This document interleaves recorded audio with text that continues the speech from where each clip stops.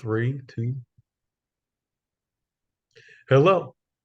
Welcome to the next session of LeadX, leading the leading by example in the world stuttering community. Today we have with us Uri Schneider from Transcending Stuttering. Uri, thank you for spending your valuable time with us today. There's no better place to be. Thank you for the opportunity. Would you take a moment to describe your organization? Well, if you asked me that 6 months ago or 12 months ago or 24 months ago, it would be different. It's kind of like an organic growing organism and organization. And I think that's the first thing about organizations is making room to grow. It's kind of like those pants I got when I was a kid that had the elastic belt that could grow with you. So essentially it started off as Facebook Live with some phenomenal guests like yourself in some of those initial episodes. And over time turned into a proper podcast. So we have a podcast with right now published 78 episodes, Transcending Stuttering, on podcast platforms everywhere. And side by side with that, the biggest thing is to develop a way that's accessible, that is valuable, and both practical for people that are starting their journey of exploring their relationship with stuttering, trying to understand what stuttering is, and trying to figure out in their life how they can get more of what they want and experience more of the things they want to experience.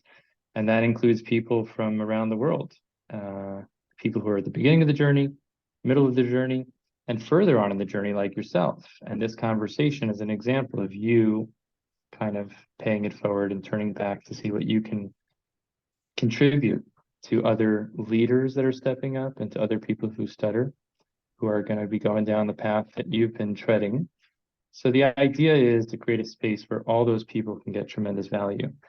So we developed a community platform. It's a private community, similar to what you think of as a social media like Facebook, but it's not Facebook, it's private. And so we're able to control the culture. Information is secure. People's identities are shared within the community, but not sold anywhere or used for any other purposes. And what it allows for is for absolutely barrier-free access to a pool of people just like you, people who get it, peers and mentors, 24/7 access in an asynchronous way. And then we've also built in a layer of synchronous meetups. So once a month, sometimes twice a month, we have master classes. Also, people like yourself and others, always a mix of people who stutter presenting on real life experiences, expertise in a certain industry. I think yours was one of the most well received, the entrepreneurial spirit and what it brings for a person who stutters.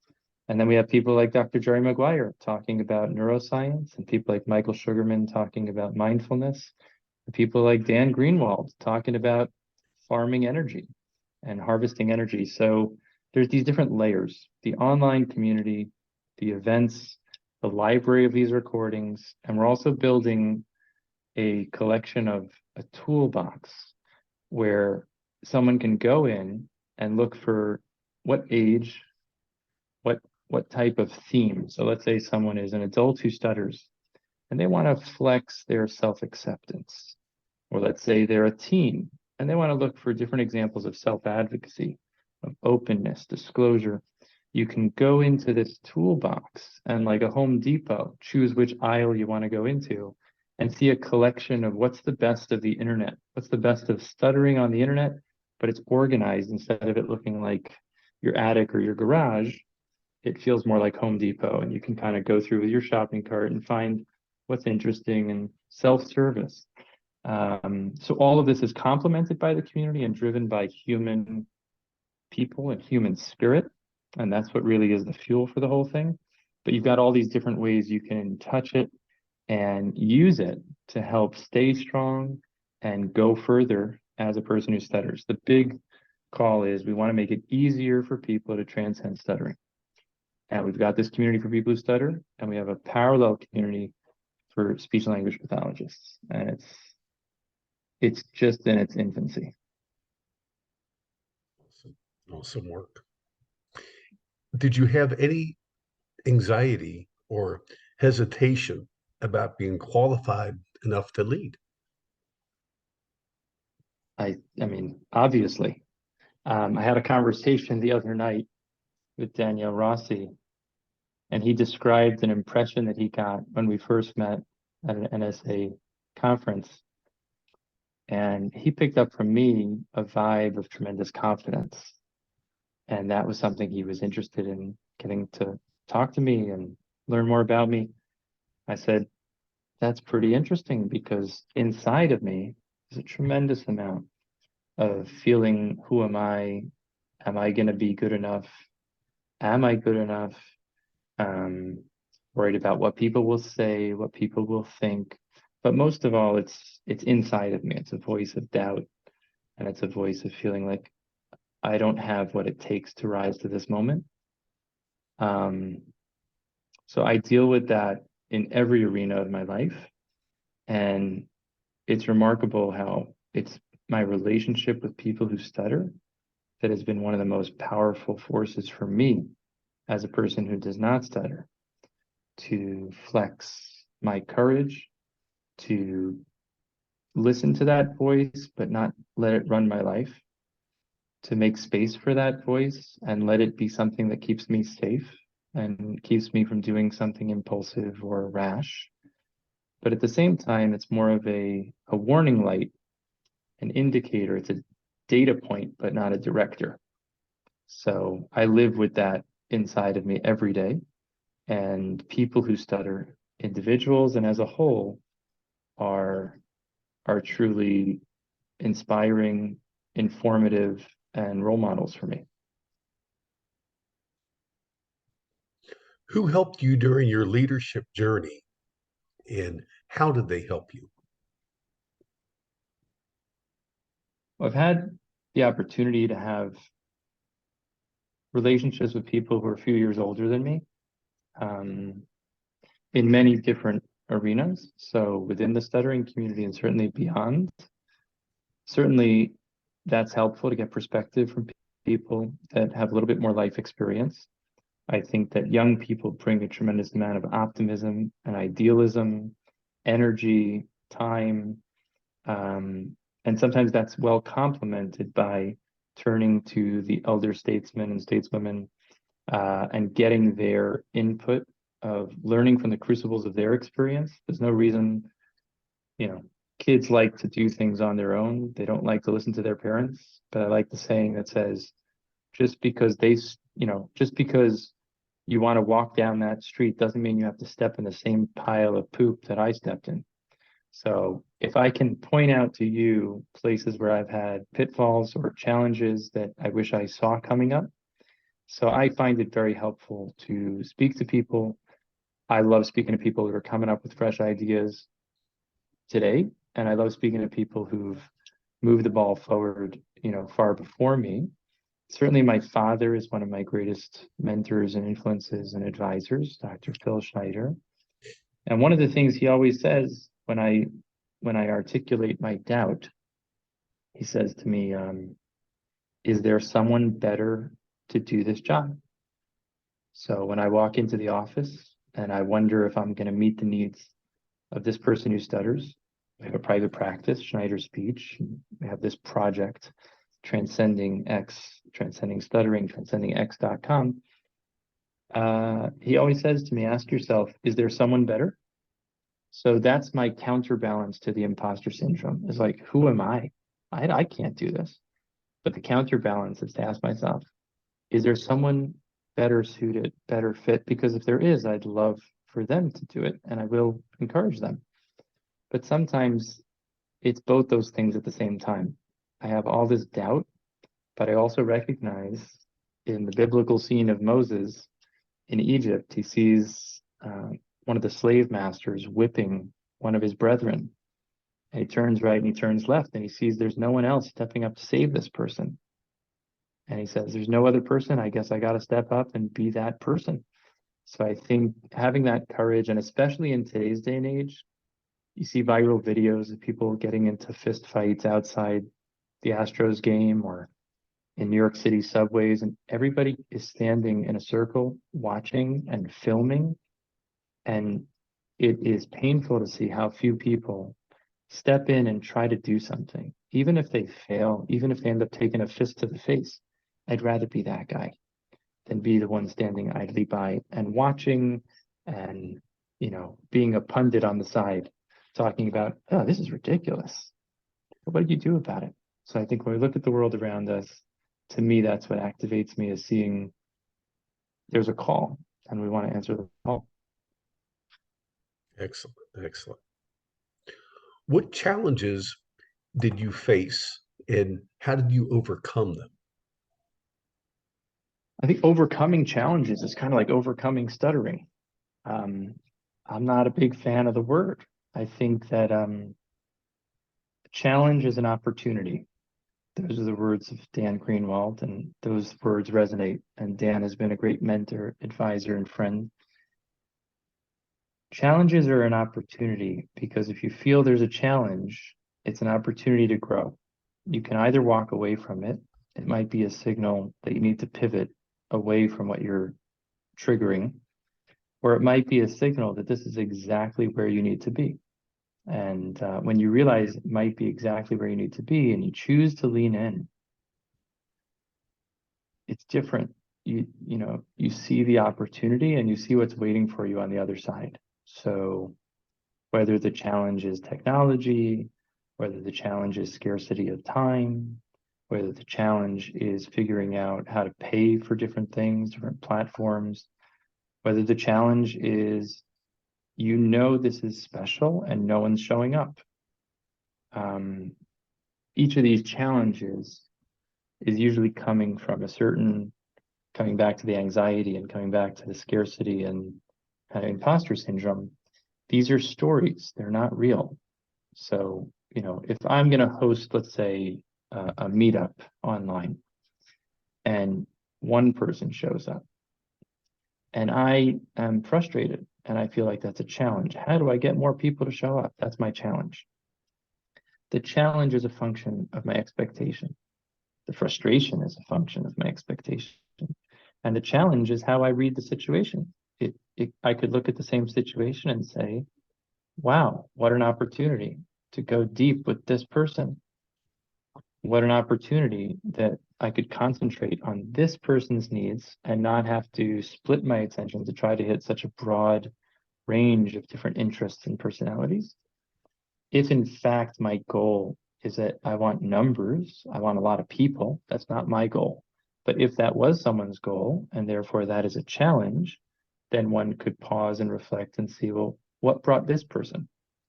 What attracted you?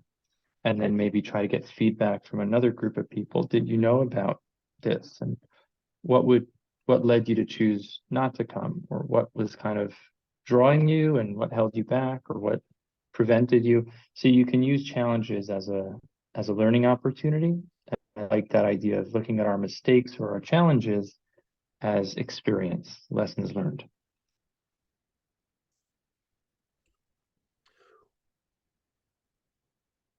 How do you motivate an organization of people who stutter? And how do you motivate an organization of speech language pathologists? Do they have spillover or are they different? So I have an interesting thought about motivation. It's a great question. It's probably the most common thing I hear from parents of kids who stutter. He's just not motivated. He wants to do something about it. He's just not motivated. Or, excuse me, therapists will say, how do I get this kid to be motivated? Excuse me. And I tell people up front, I don't think anybody's lazy.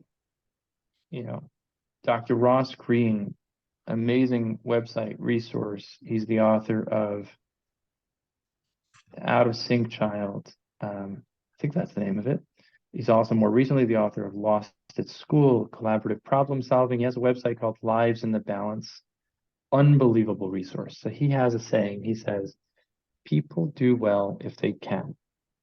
Nobody wants to fail. Nobody wants to lose. Nobody wants to not do well in school. Nobody doesn't want to do well at the job. What happens is if they can't do well, they start doing all sorts of other things that look like they're not motivated, look like they're disinterested, look like they're trying but failing. As a leader, I think it's about recognizing everybody has intrinsic motivation. What's the tap? And how do you tap it? And believing that inside everyone is this desire to succeed, this desire to thrive.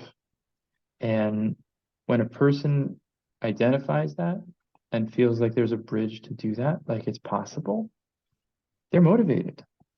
If it feels impossibly distant, if it feels like it asks too much of me, it's going to cost too much money, too much time, too much energy.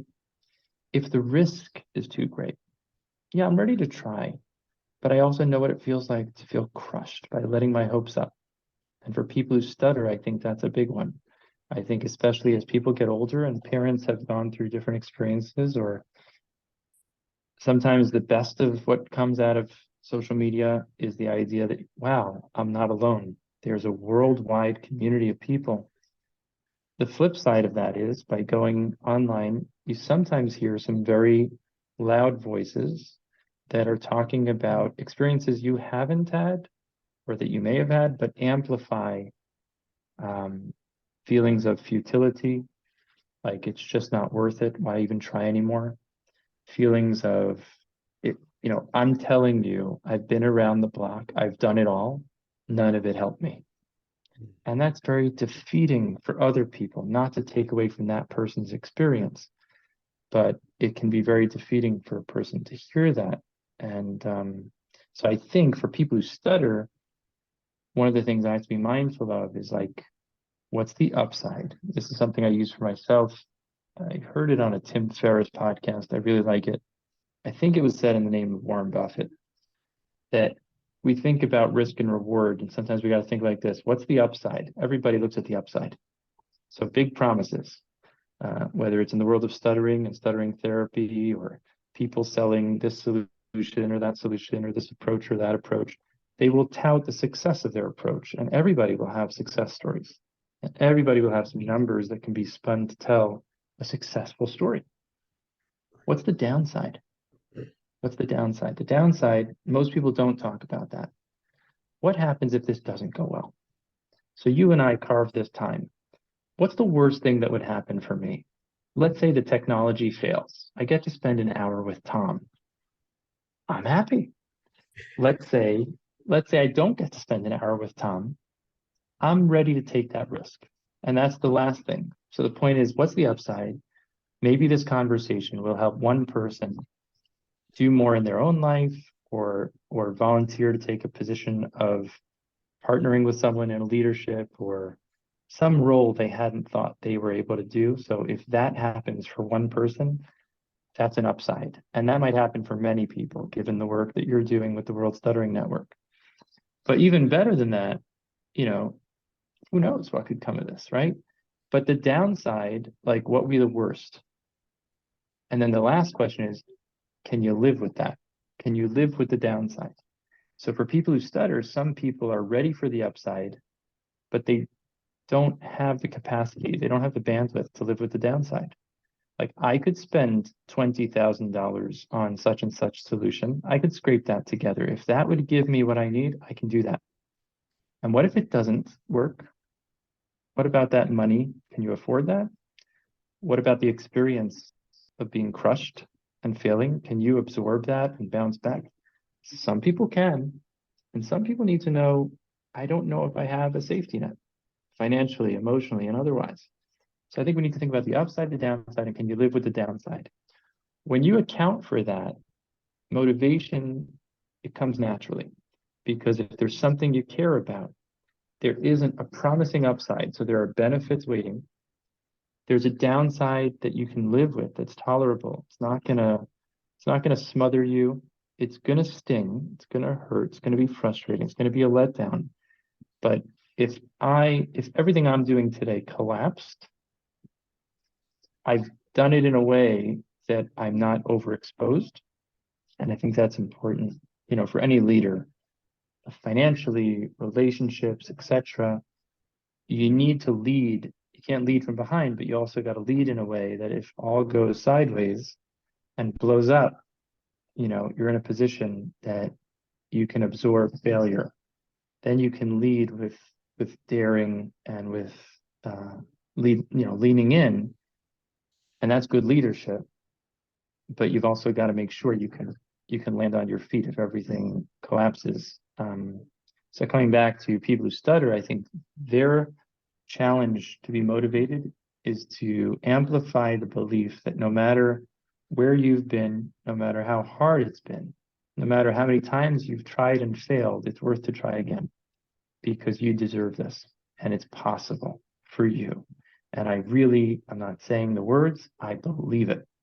And so when I meet a person who stutters, I am sharing with them one thing that they might not have that I might have, which isn't because I don't stutter and isn't because of the credentials at the end of my name. It's from watching people like you, Tom, and listening and swimming in the waters of the stuttering community to see all the pain and all the isolation and all the suffering that people are going through, different people, and at the same time to see real life heroes, whether it's getting a job at a restaurant, whether it's pursuing a college degree that you never thought you could, whether it's big stuff like becoming the president of the United States. It's not about the person, but it's about the example that it's possible. And this idea that it's not possible is a story that's holding people back. So we've got to amplify the promise of what's possible. That's motivating. We've got to account for why a person would have resistance. And then we've got to show that there's enough here that it makes sense, perhaps.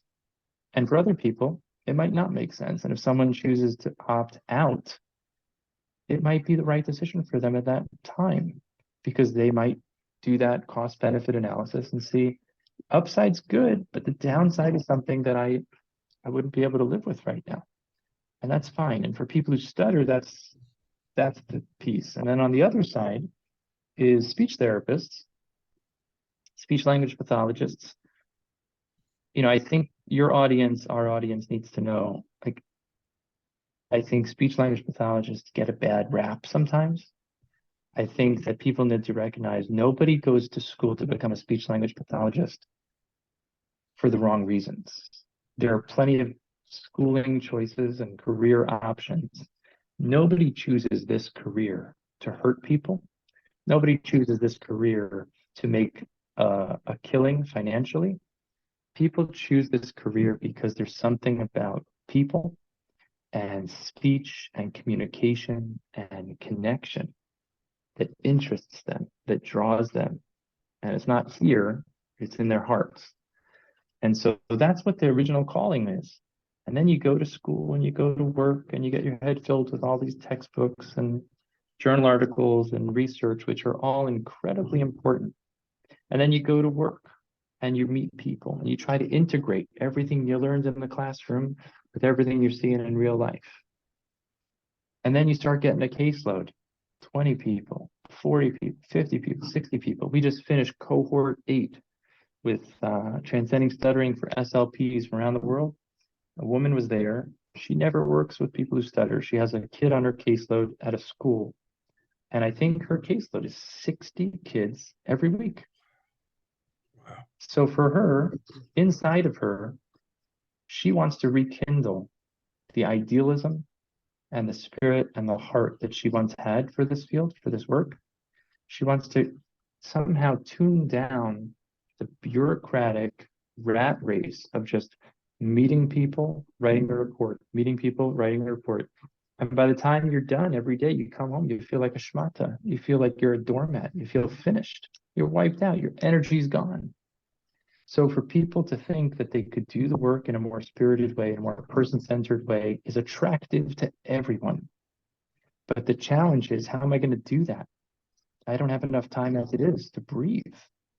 So for speech language pathologists, again, the motivation would be showing speech language pathologists who are great examples of doing great work, of doing it with spirit, and also taking care of themselves and their loved ones and their financial needs, and showing them that it's possible. And that's why it comes back to making it easier to transcend stuttering and providing all these different layers of tools that are practical to put into play that a speech language pathologist or a person who stutters could walk into a meeting, into a therapy meeting.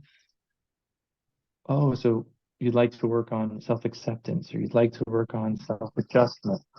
Here, let's look up what are some things we could browse and look at today. Here, oh, you want to look for videos? You want to look for some activities? Okay, videos. And look up some videos and see our friend Sam or see Jonathan Costello. So making it easy is important. Once people see it's easy, the motivation comes. So it's not about motivating people, it's about bringing it out and letting people be human again. Wow. Long answer, you know. Oh, just Uh, I am on it's the just a sign of the good edge of my question. seat. That's okay. What qualities or personality traits do you look for when assembling your team? You know, at Schneider speech and at Transcending X, the key is to exceed expectations. I think I read that once as a thing that comes out of Disney. I think that they inculcate every person at every facet of interface with their, I think they call them guests, you know, people that can afford to spend $1,000 a day for a family of four enjoying the park with the mice. Not to put down Florida. I Right. love Florida, but Glad you I clarified that. think I yes, yes, yes. California, Florida, Yeah. fantastic. But there's an idea that comes from Disney, and I absorbed that I believe that they motivate every person, whether it's the person who queues you up online, who sells you the ticket at the ticket booth, or even the person who shows you where to park your car, that you should strive to exceed the expectations of the guest. So I look for people that resonate with that, that are looking to be treated better than they've ever been treated. I look to bring out of myself to treat everyone around me better than they've ever been treated. And I ask for the same in return. And it's less of an ask, it's more of a vibe, it's more of a culture. Because if all of us look around and we're feeling like nobody's given us what we deserve, everyone's out to mess us over, we don't feel safe, we can't thrive. And we also have this scarcity software where we don't want to give an extra inch because they're going to ask for a mile. It's just a whole, unfortunately, I think it's very common, but it's something that I can't tolerate. It's not how I live my life personally. And so I try to bring that and cultivate that in our teams. So at the beginning, it's the first conversation with anyone is, you know, in this place, we aim to exceed expectations. And I start with me exceeding your expectations and asking everyone around to do the same for you, whoever you are. And then in return, it will come naturally, but I also make sure it's explicit that you should be asking yourself every day, are you exceeding the expectations of the people around you? For me, if we do that, we have an open, like everything else flows from there. We have an open mindset. We're oriented towards people and what they need, not what I think they need or what I want to do, but it's what would be good for them.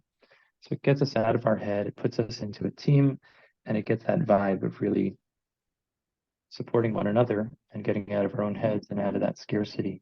Because if we do that and everyone around us does it, it works. If we do it and no one around us is doing it, we get hurt.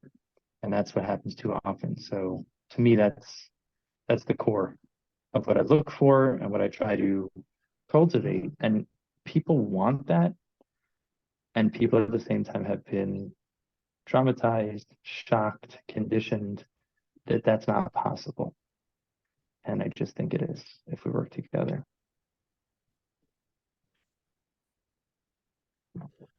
What should a person focus on? I'm sorry.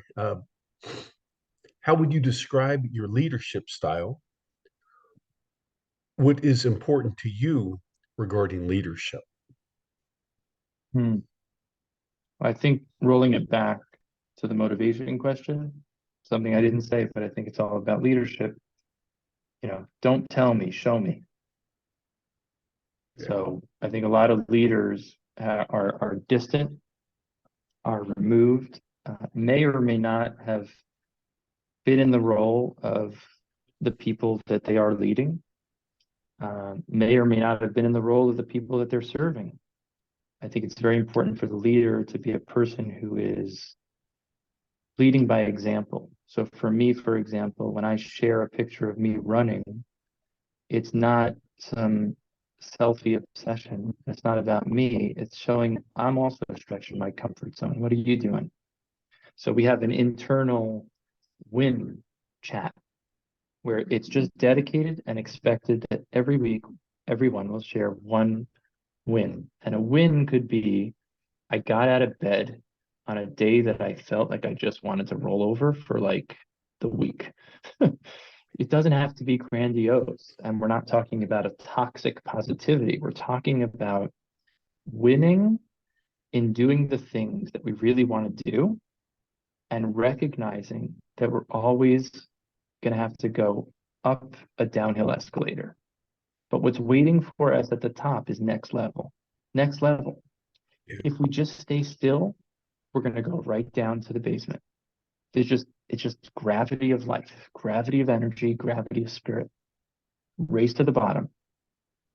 But if we have the courage and again the promise of seeing other people running up that downhill escalator, let's do it. And so I think from a leadership point of view, we have to lead by example. I think we have to challenge the status quo. Everybody and organizations and groups, it's the nature, it's the social nature to be comfortable and to kind of go back to what's comfortable, what's been done, what's familiar. The genius of Apple, and I always think about this, and I am no Steve Jobs, but I do think when he introduced the iPhone, and most people listening may not remember a time before the iPhone, which is pretty unbelievable. But we didn't have rectangular bricks that looked like this. But now every phone looks like this. But imagine the hottest thing, I think it was only 5 years before. Maybe then the Palm Pilot came out. Before that, it was like a little square beeper on your belt. And then came the iPod. And the iPod was like this revolutionary MP3 player. And it could hold a ridiculous amount. And then you had your phone and you had your MP3 player. And your phone maybe could do texting. And the concept of introducing a device that there was no market. There was no market for a phone, a smartphone that was a browser, that was a music player, that was also a telephone, could also be a personal planner with your address book, your calendar, did not exist. Right. You had multiple devices at that time. Maybe you had a personal planner, a fancy Palm Pilot, which I had, but it wasn't a phone. And then he introduced something that there was no market.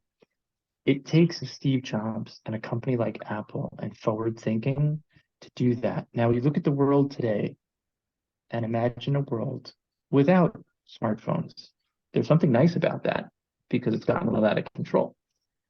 But it's also opened up the fact that a person in Kenya, a person in Nigeria, a person in Ghana can log into a Zoom call and be connected to a guy in New York, in Iowa, and they can connect around things that relate to them personally, but connect us all globally as a planet, as a people.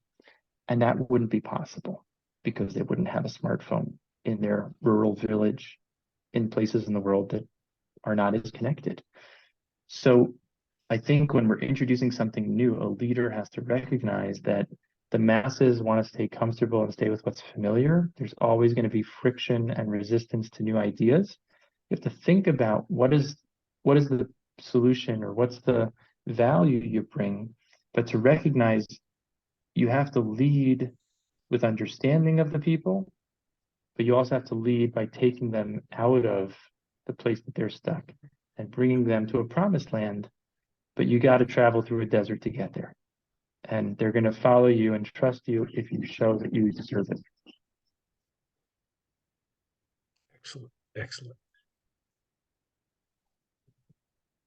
How do you keep a positive climate in your organization? So the win chat is one thing, so that we don't just complain about what's not working. We have space for that too. Positive climate, every meeting on our team, every meeting in the Transcending Stuttering meetups, and every meeting in private therapy. We use this language of glows and grows. People love to come in. You say, hey, how you doing? It could be your weekly huddle. It could be your quarterly review, whatever it is. People are used to like starting off and expecting critique.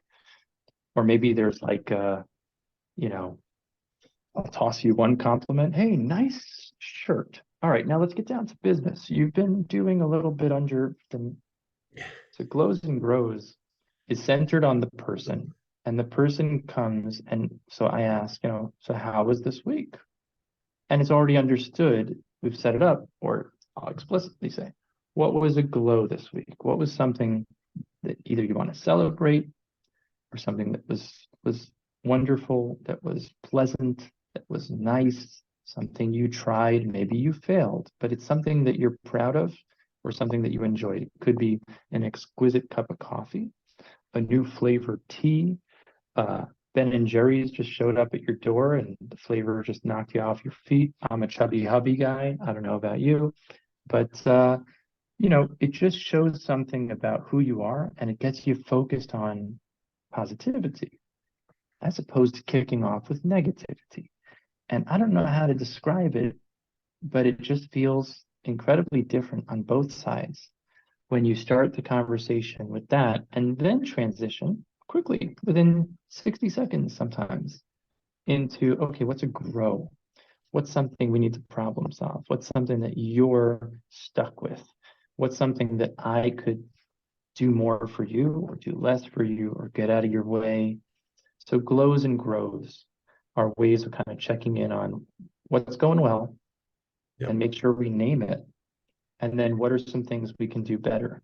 But again, we avoid the judgment by just calling it a glow and a grow. And people have hooked into that and taken that back to their organizations, to their therapy rooms. So that's something that I think is proven to be very, very helpful. Glows and grows. So I offer that for anybody that wants to use it. Awesome. Awesome. How did you resolve conflicts within your organization? Super question. So also, just because it's fresh, so I won't say who it was. I spoke to a few people who have been in the stuttering community for a very long time. And I asked them, what's your perspective, having been around the block and for some time already? What are some of the great things that bring you back to stuttering communities again and again, whatever those communities are? And what are some things that have led you to, at this point in your life, pull back and disengage from several communities? And this person said to me something that I don't think is surprising. I think many people can relate to it, that this conflict between the camps. So in the stuttering community, there can be a camp of people who say self-acceptance, identity, pride, that's what we need. And anything that smells of working on different ways to speak and make speech a little more effortless is, it feels like a conflict. Sometimes it is, sometimes it's not, but before you know it, you've got us and them. Are you for this or you're against this? And it becomes an ideological battlefront within a community of people who all need each other and all have what to benefit from one another. So this person said to me, that's what led him to pull back. What draws him in are the stories, are people's personal stories, are people's real life stuff. And if they're looking for input, being able to provide that. If they're just looking to be heard, being able to provide that. So in our community in Transcending Stuttering, I was happy to tell him we have not had conflicts, and I hope we won't. And if we do, I hope there'll be an overwhelming, and there is, and actually we did have a conflict, but again, because of activating the community. So it wasn't about me resolving a conflict. There are individuals that may bring conflict. There are individuals that may have that mentality that just gets very confrontational. If that's happening without any culture otherwise, it tends to play out the way humans play out, with us and them and camps and cliques, and you're in or you're out.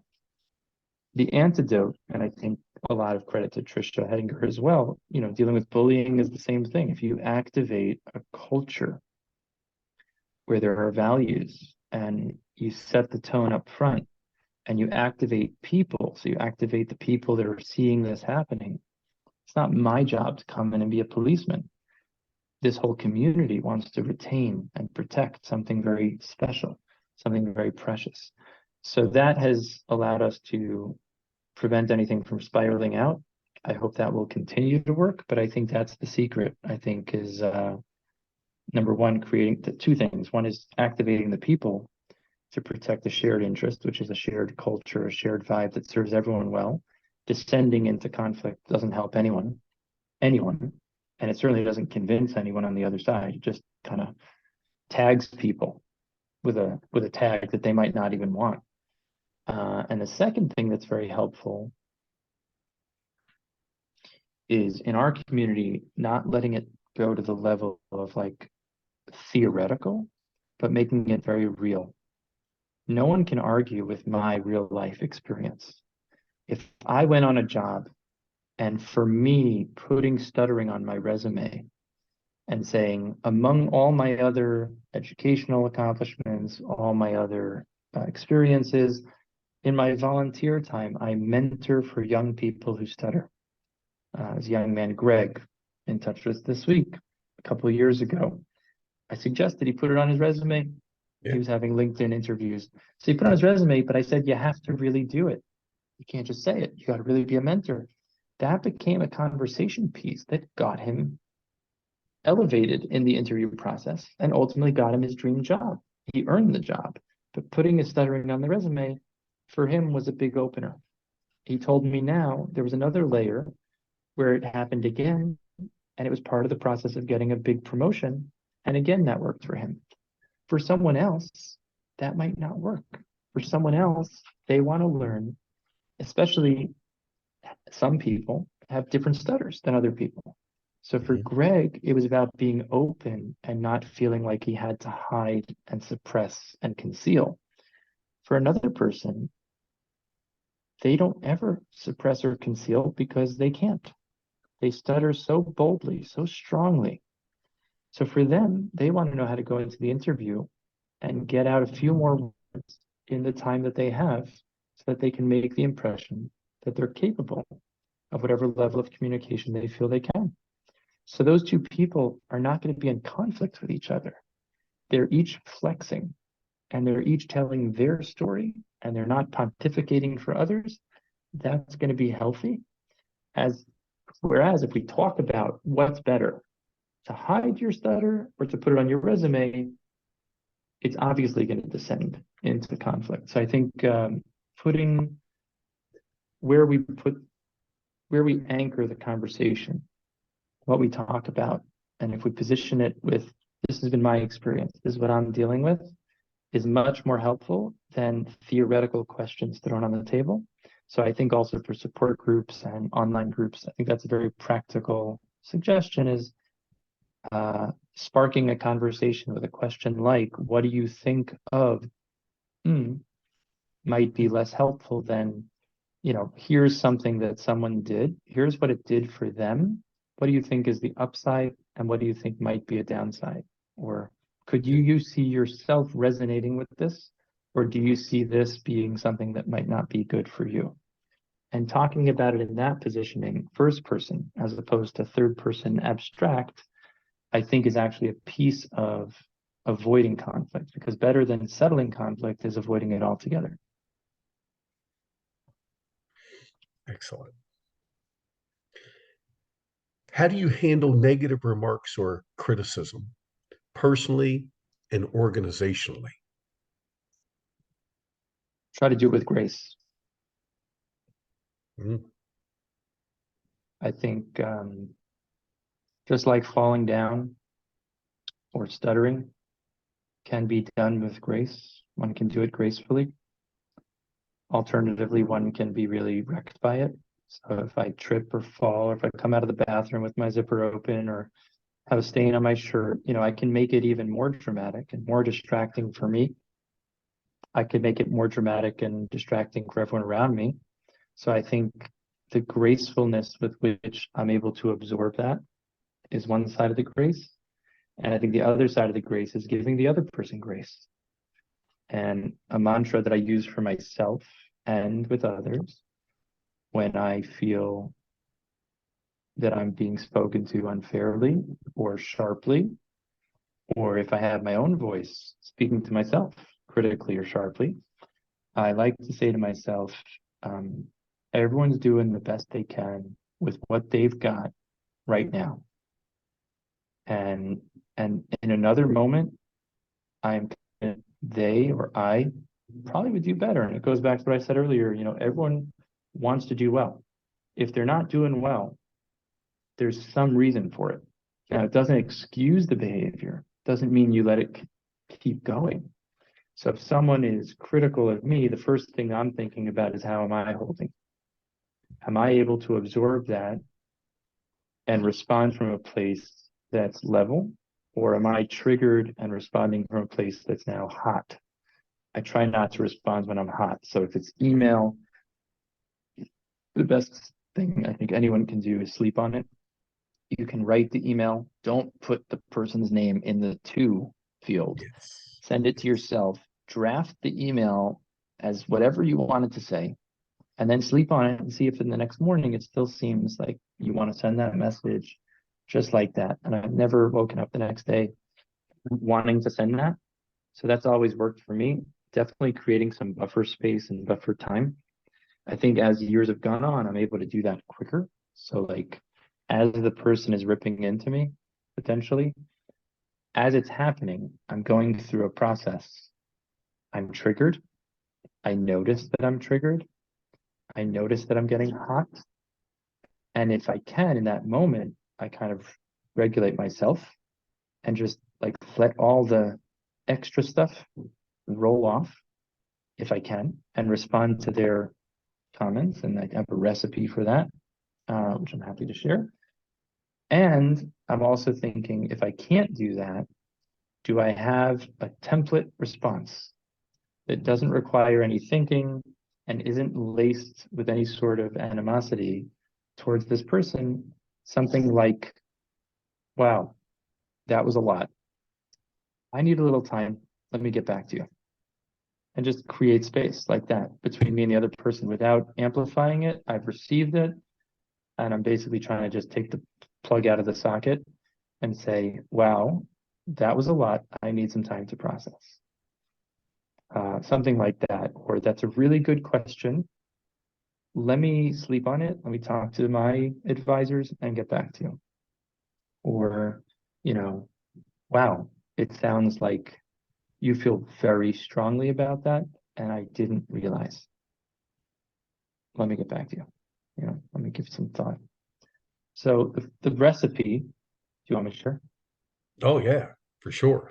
The recipe, and I think it comes from a book called Crucial Conversations, great bestseller, that how to communicate when stakes are high or emotions are high. So I think number one is to just absorb and let the person know that they've been heard. So to find a way to verify and validate, wow. So what you're saying is that you feel like I was inconsiderate of X, Y, or Z. Or what you're saying is, you're not comfortable with the messaging that went out. I'm just thinking of another organization. Wow, you were really uncomfortable with the messaging that went out, and being associated in this way with messaging like that was totally uncomfortable and felt out of line.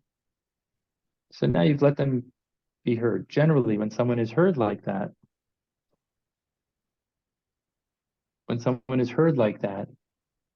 they are going to just had a beep come in, sorry.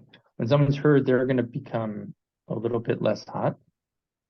And then if that moment is the moment, then you can offer, I hear that, then you can offer what your position is or was. I was thinking that this would be a good thing for us for X, Y, and Z, and maybe there was a well thought out. And then you can come up with the third step, which is like a compromise or something that meets the interests of this person and also suits your interests. And generally there's plan A, plan B, and then there's finding plan C. That's just showing a person that you're ready to do that, even if that isn't the home run you wished it to be. It shows what we started saying was being flexible and open to growth and not thinking you have all the answers, but it's a collaborative. And if that never happens, you're not really leading, you're following.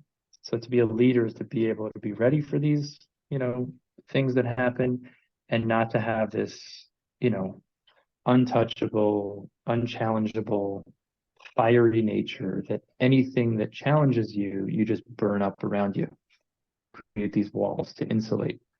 I don't think that's leadership. I don't think that's an organization that is healthy. I think that leaders need to be approachable, need to be able to receive this kind of stuff, but it doesn't mean it's easy. It doesn't mean it's easy for me ever. And I often anticipate it when it's not even there. And that's where the glows and grows and open communication is really helpful. But EQ is very important, emotional intelligence.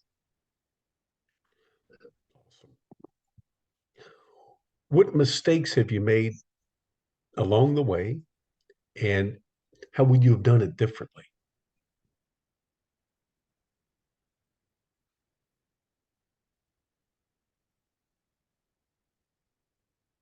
Well, again, I always think about what we talked about earlier, mistakes. I think I did much better than I could have done. Like looking back, I have grace with myself, and I think the mistakes were all good mistakes. I think that I'm surprised I didn't make more mistakes, but I certainly made many. Um, Honestly, I think the biggest mistake for me is letting the voice of self-doubt hold me back as Mhm. much as it did and as much as it does. I think that generally my mistakes are my being cautious, my high standards. Those things tend to cost me more.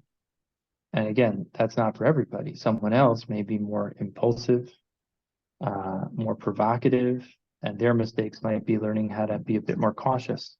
So I think of that's the yin yang for me. So for me, I think my mistakes come from cautiousness. And I guess the other one that's interesting is I had an idealistic fantasy, even though I'm starting to lose my hair, so I'm not as young as I used to be. I still have a very childish idealism that I think I got from my father, and many of my mentors were people in their 50s, 60s, 70s, 80s, even 90s that had this boyish charm in their eyes, this youthful way of seeing the world and having joy in the world that was otherwise kind of complex and crummy in other people's eyes.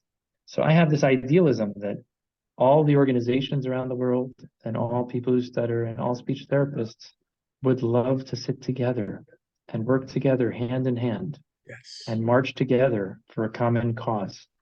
And so I hold that idealism and I don't think of it as a mistake and I never want to lose it. But I think I held back and the number of back channel conversations and efforts I made to see, especially during the height of COVID, like this is an opportunity. The world has stopped. We've hit reset. And first is everyone needs to stay healthy. Everyone needs to be able to be safe and provide for their basic necessities and basic needs. On a larger level, as a society, it was an opportunity to pause the momentum that we had, to change the way we work, to change the way we interact, and to maybe pick up the phone and call people, that we haven't spoken to or avoided or had some tiff with.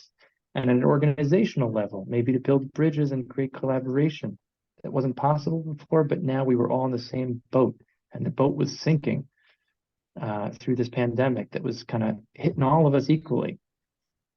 I still hold that hope, and I still think we all need to do more, including myself, and I invite everyone, every human being. The greatest power we have as humans is the ability to cooperate.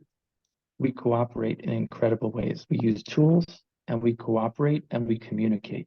And that's what gives us our supremacy over every other species on the planet. And it's a gift. And I think as people who stutter and as speech language pathologists, we focus on the communication piece and that inalienable right that we all have a different way of communicating, but we better communicate because it's our right and it's our expression of self and spirit. I think we need to also flex on the cooperative side. And I think it takes strength, and it also takes being comfortable being uncomfortable, and it takes flexibility, and nobody wants to be uncomfortable. And a lot of people don't feel easy getting flexible. I'm a very stiff person. I got to work on my flexibility. But I think the good that can come out of that, it's very much like what we said before. It's a challenge, and it's a problem that we can either lean into or run away from. But the possibility, the opportunity that exists when we collaborate, when we support one another, when we use our platforms to lift each other up, as opposed to just seeing who can scream louder or who can draw more followers. That's where most of the world is at. It's not going to end well. Like, it's not going to end well chasing followers on Instagram. It's not going to end well, chasing who can put out the most volume and the most this and the most that. The human stuff, the real stuff, who can show authenticity, who can show courage, who's ready to share the best of what they have and ready to share what they're challenged with others who they trust. This doesn't have to happen on an open public space. This can happen around the conference room table or a Zoom call behind the scenes, and it can also happen publicly with interesting collaborations where we use our platforms to amplify each other, because we are a community that is underrepresented. We are a community that is overwhelmed. We are a community on the rise. But imagine with such small numbers, if this is what's happening now, why split all these resources with commitment to stay alone when our whole message is you're not alone? What if ever so slightly people could find partnerships? It's exponential opportunity for impact and change that will serve all of us.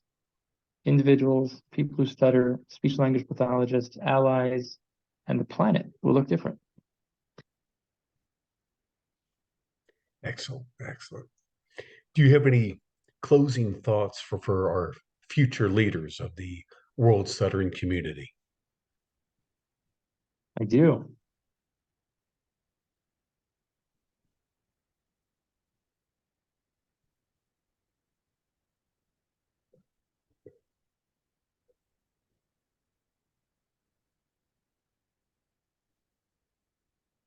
I think of Parker Mantell and the viral talk that he gave at Indiana University, the commencement speech in 2014. Search it on YouTube if you haven't seen it. He stutters, and he gave the commencement speech, and he says, imagine if FDR didn't dare to run for office. Imagine if Stevie Wonder didn't dare to perform.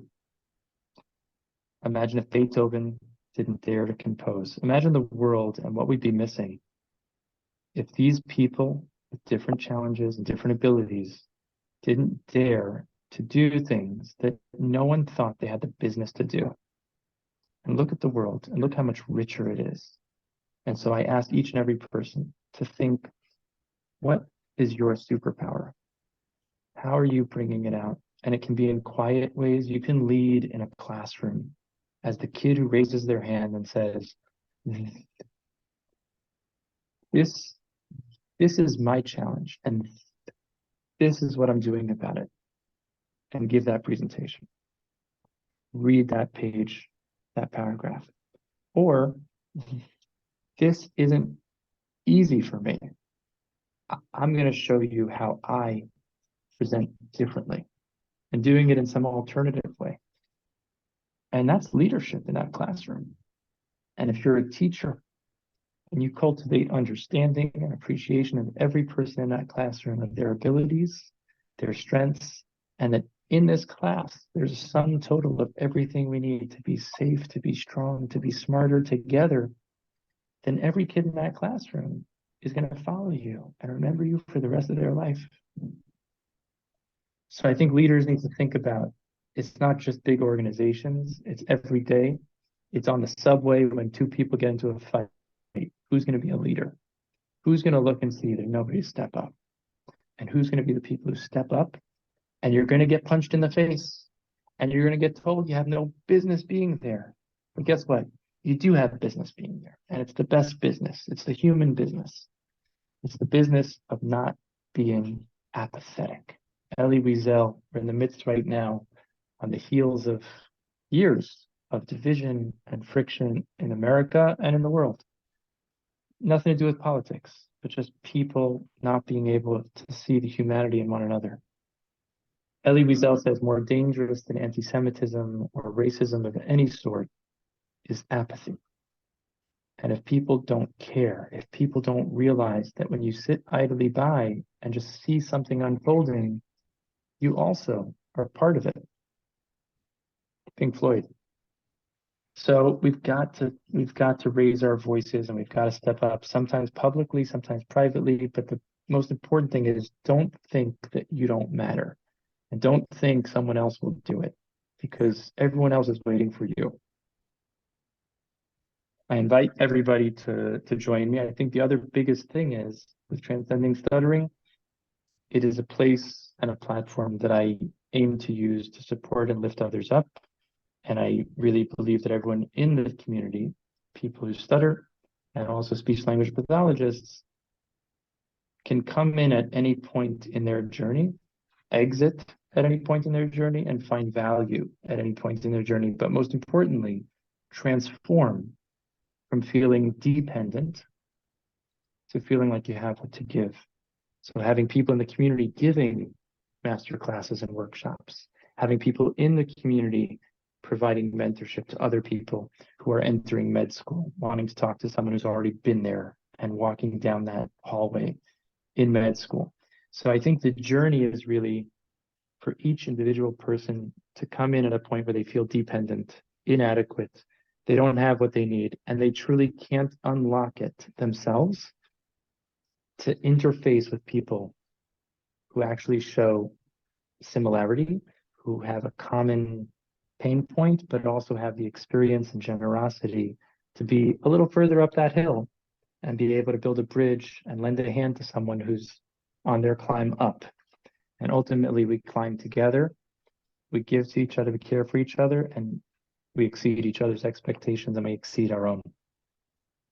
Bravo to you, Tom, for being so generous and being one of those people on the hill and so generously offering yourself, your time, your resources to create opportunities for others to climb their hills too. So I thank you personally and on behalf of everybody that benefits from what you're doing and World Stuttering Network. Thank you so much. Well, I realized a long time ago, and it uh, concurs with your mindset that we're better together. So So it's just uh, it's just how it is. So, uh, Uri, thank it's that you. human cooperative power. We're Yeah. better together. We hunt better, we build better, we feel better. So, Uri, thank you for this section of LeadX. Your words are just pure gold, and I know that they will tremendously benefit our leaders now and in the future.